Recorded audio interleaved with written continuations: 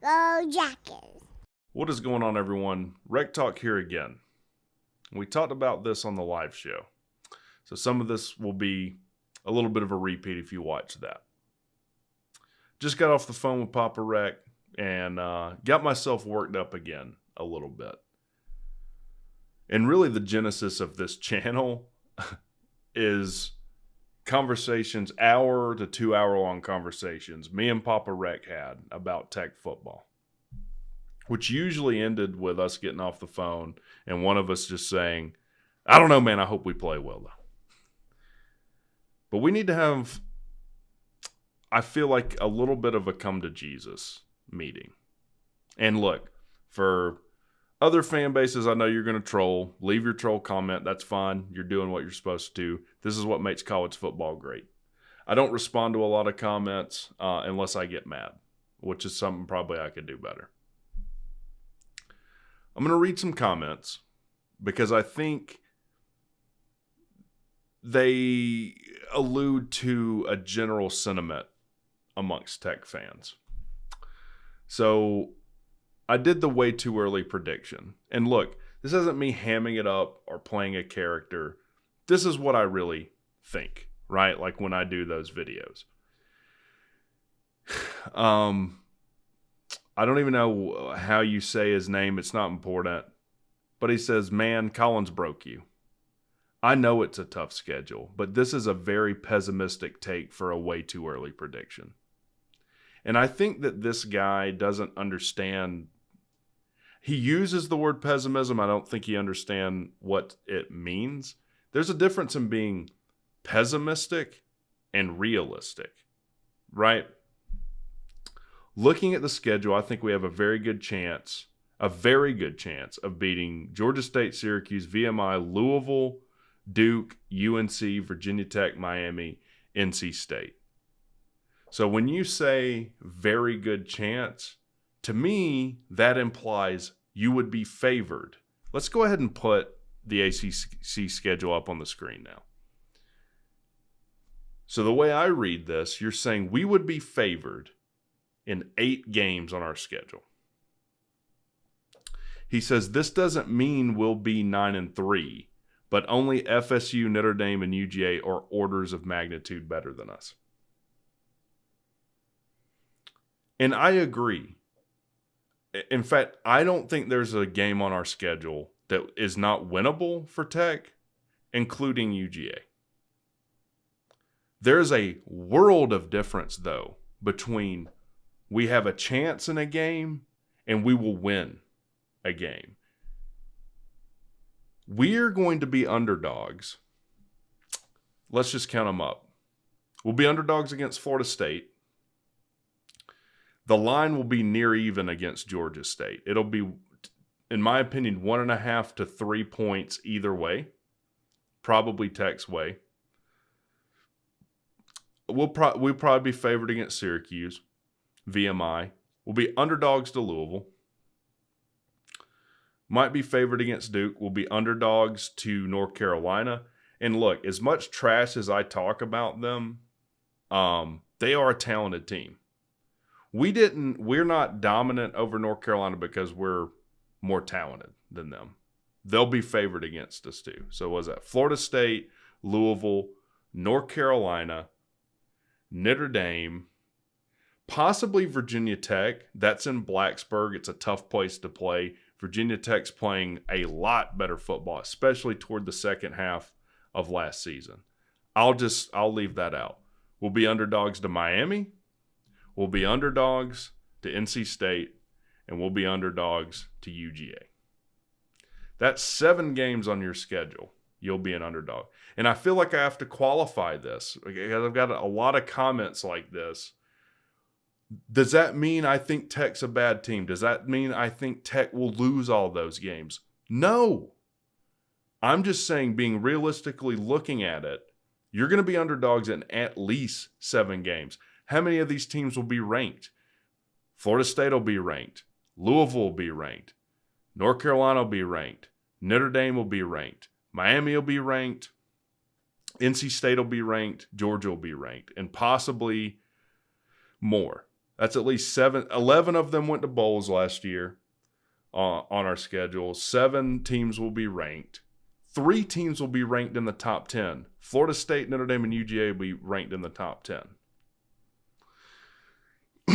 So when he says that doesn't mean we'll be 9-3, only those 3 are orders of magnitude. Well, my response is, and you can read what I said, I don't care what you're not saying. What you're not saying is irrelevant. Make a prediction. What are you saying then? Right? And to the thing that Collins broke me, I said this on the live show. I knew what to expect with Collins after like 2.5 years. I knew until we fired him, things were not going to get any better. I wish I would have started my channel earlier, and I had receipts for that. I feel like I've made up for that by saying what a piece of garbage he is in general. And this, Sea-Dog told me this on the phone. This was not even an original thought from me. What broke me was last season, if anything did. The getting blown out by Bowling Green. You know, the winning against Miami and then losing to Boston College. Basically demoting and or firing 2 DCs in the same season. All right? And a lot of people that it's like 8, 9, 10 wins. I feel like we're glossing over the fact we had the worst. This is a misery-backed guarantee. The worst Power 5 defense in the country last year. It was near unwatchable at times. I have more gray hair. It took years off my life. Yeah, we got a new DC. Yeah, we basically turned over the entire defensive staff. You don't know that the defense is going to be worlds better. And to get to 8 or 9 wins, you're going to have to make the same improvement on defense this year that our offense did last year. And I feel like you have to ask yourself, how likely is that? Again, I'm not saying it won't happen. I'm saying if it did, it would be a phenomenal season. If we went 6-6 on this schedule, it would be more impressive than us going 7-5 last year. All right. To get to 8 or 9, you're saying you're going to win every game you're supposed to win and then like 3 more. Right? Let me go to another comment.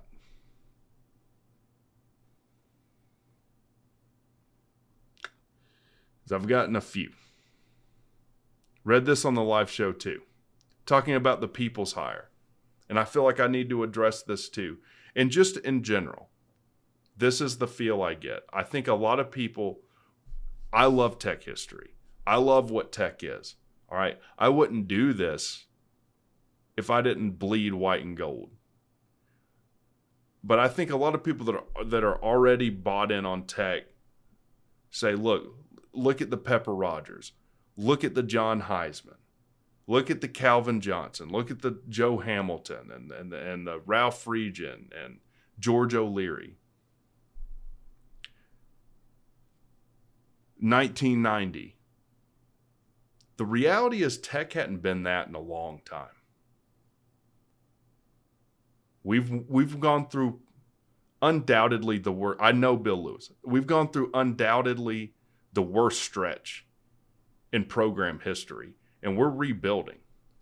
And there's a lot of limitations we're working within. And people who we are going to recruit don't come into it with the mindset that tech is the greatest thing since sliced bread. That's all I'm saying. Getting back on track with the people's hire. Look, did I do a ton of research for that? No.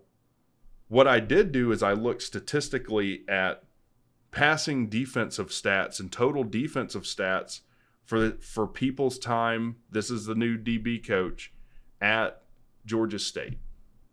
And I make no bones about, look, I care about winning and I care about results. That's no different Anything you're going to do in life is results driven. Okay? You can put a lot of flowery language and polish it up, but at the end of the day, can you get it done is what's important. This guy says, you're clueless, which is a great way to start a comment if you don't like the People's hire. By the way, this is a guy that last year, Georgia State's pass defense was ranked 128th in the country. Now, does that mean this guy's a bad hire? Does that mean that this guy won't be great at Tech? Does this mean he's not, some kind of world beater recruiter? No. All I'm saying is that is concerning. All right? If me being concerned about that, by the way, the previous year it was 65. The year before that, it was 105th in the country, passing defensive stats. And the total defensive stats aren't much better. Yeah, and I know that's not the whole story. And you got, pass rush matters, this, that, and the other. All I'm saying is a snapshot of it. There are some things that are concerning to me. And I feel like as a Tech community, as a Tech fandom, you've got to be able to voice some of that. Does that mean that I'm against the guy or that I don't like him or that I think it was dumb? No. I'm just bringing up a concern I have. Evidently, that makes me clueless, though. Well, get in line. There's a lot of people that think I'm clueless. Everyone has expected him to make this jump for a few years. Everyone knew this guy was something else. That's why he got hired so late into the cycle, I guess. Recruiting ties are strong in Georgia. Now, I'm going to take you at your word for that. I don't know that to be the case. I don't know how you know that to be the case.